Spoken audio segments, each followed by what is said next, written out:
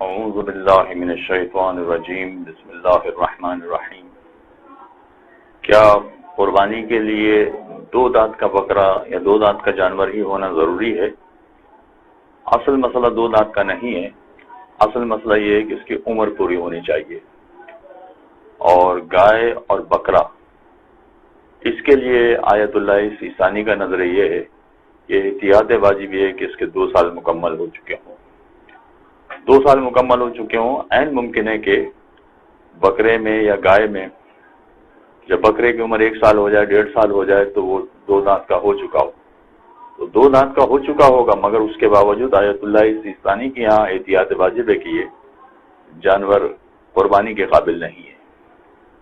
اور اگر فرض کیجئے کہ 2 سال اس کی عمر پوری ہو جاتی ہے تو عین ممکن ہے کہ 2 دانت کے بجائے 4 دانت کا ہو جائے، تو فرق نہیں پڑتا اس سے کہ 2 دانت ہے یا 4 دانت ہے۔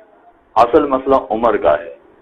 بکرے کی عمر 2 سال، گائے کی عمر 2 سال، اور اگر بھیڑ یا دمبے ہیں تو اس کی عمر 7 مہینے پورے ہو چکے ہوں، اور یہ 7 مہینے پورے ہو چکے ہوں۔ عین ممکن ہے کہ اس میں 7 مہینے میں یہ بھیڑ 2 دانت کی بنی نہ ہو ابھی، مگر اس کے باوجود اگر اس کی عمر پوری ہو گئی، یعنی 7 مہینے پورے ہو گئے، تو اس جانور کی قربانی ہو سکتی ہے۔